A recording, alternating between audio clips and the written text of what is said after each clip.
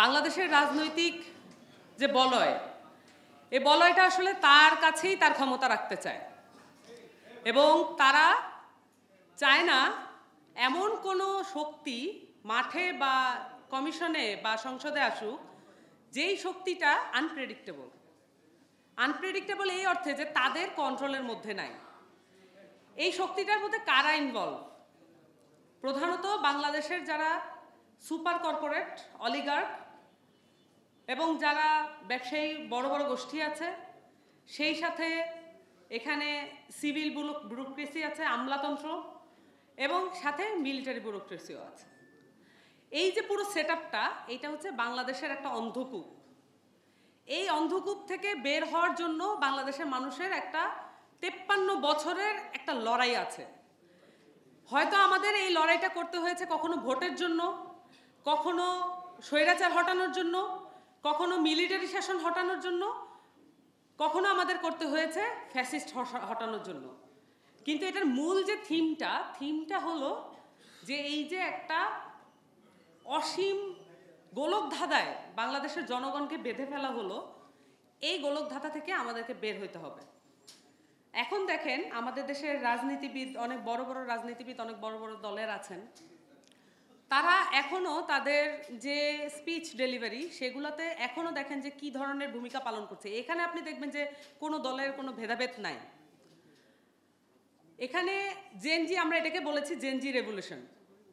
আমরা এটাকে কেন বলেছি? কারণ মাঠে আমরা বুক চিতিয়ে দাঁড়াতে দেখেছি জেনজিদের, ইয়াংদের, তরুণ জনগোষ্ঠীর পুরো রক্তের উপর দিয়ে এই সরকারটা প্রতিষ্ঠিত হয়েছিল।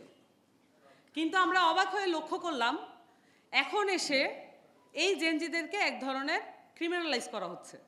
জুলাই সনদ যদি আদেশের মাধ্যমে বাস্তবায়িত না হয়, যদি আইনি প্রক্রিয়া এটা সুনিশ্চিত না হয়, তাহলে এই ক্রিমিনালাইজেশন কোর্ট থেকে পর্যন্ত হবে। বাংলাদেশের সুপ্রিম কোর্ট কখনোই স্বাধীন ছিল না এবং এমন কোনো ব্যবস্থা আমরা এখন পর্যন্ত যা ঐক্যমত্যে এসেছি, এমন কোনো ব্যবস্থা আমরা এখনো করতে পারি নাই যে আমরা সুপ্রিম কোর্টে স্বাধীন করতে পারবো। এই যে পরাধীন আমাদের যে সুপ্রিম কোর্ট, পরাধীন নির্বাচন কমিশন, পরাধীন দুর্নীতি কমিশন, এই কমিশনগুলোকে এই অবস্থায় রাখা, এইটা স্ট্যাবলিশমেন্টের জন্য দরকার, বড় পলিটিক্যাল পার্টিগুলোর জন্য দরকার। কারণ বড় পলিটিক্যাল পার্টি এটা কিন্তু একটা অহংকারের বিষয় এবং তাদের অনেকের চুলদাড়ি পেকে গেছে, কিন্তু তারপরও তারা রাজনীতিতে আছেন, সেটা আমরা সাধুবাদ জানাই, সম্মানের জায়গাও রাখি। কিন্তু এখন অনেকে আছেন যাদেরকে এখন বড় বড় কথা বলতে দেখা যায়, কিন্তু আজ থেকে ঠিক 1 বছর আগেও তাদের হতাশাময় পংক্তি আর ক্রন্দন, এই দুইটাই ছিল আমাদের মিডিয়ার দেখার বিষয়বস্তু। তাদের কাছ থেকে আমরা বিপ্লবী কোনো স্পিরিট কখনোই দেখতে পাই নাই। তারা এটা নিজেরাও বিশ্বাস করতো না কখনো কোনো গণ অভ্যুত্থান হবে। এই বড় বড় দলের বড় বড় নেতারা সব জায়গায় নিজেদের সেটেলমেন্ট করে রেখেছিলেন আওয়ামী লীগের সাথে। এই যে ঐক্যমত্য কমিশনে জুলাই সনদ বাস্তবায়নের জন্য এখানে 4-5 জন তরুণ যে ওই পুরো ফোরামের মধ্যে বসেছে, এইটা কিন্তু একটা মাথা ব্যথার বিষয় তাদের জন্য।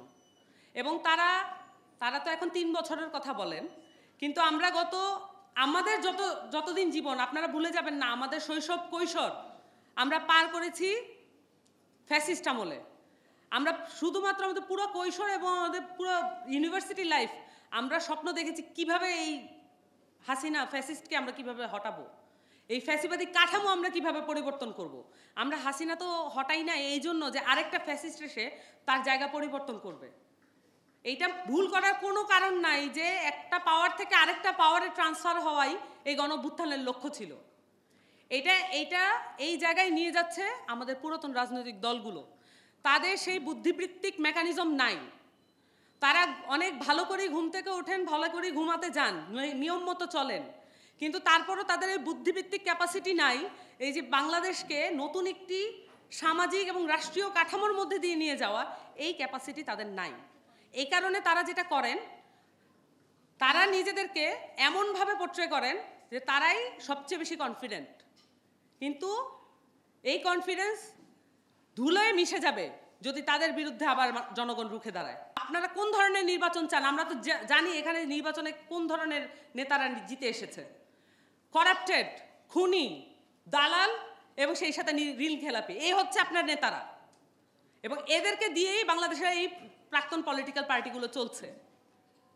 এই যদি সিস্টেম থাকে তাহলে আমরা নতুন ধরনের এই পলিটিক্স, নতুন ধরনের আশা, এগুলো আমাদেরকে সীমিত রাখতে হবে।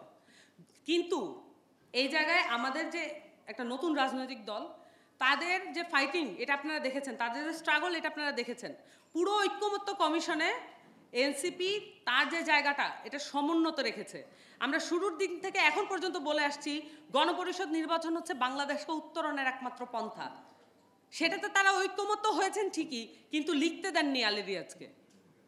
এই যে পরিস্থিতি তারা তৈরি করেছেন, তারা ঐক্যমত্য কমিশনে যেমন গুন্ডামি মাস্তানি করেছেন, তারা এলাকায় একইভাবে গুন্ডামি মাস্তানি করেন, এবং তারা মনে করেন মাস্তানি করে এবারের ভোট কালেক্ট করা যাবে। আমি মনে করি না তা। বাংলাদেশের মানুষ, বাংলাদেশের তরুণরা এখন এই 60% তরুণ তাদের ভোটের পাওয়ার এবং ভোটের যে মুভমেন্ট, এটার মধ্য দিয়ে তারা তাদের যে গণভ্যুত্থানের ধারাবাহিকতা এটাকে বজায় রাখবে।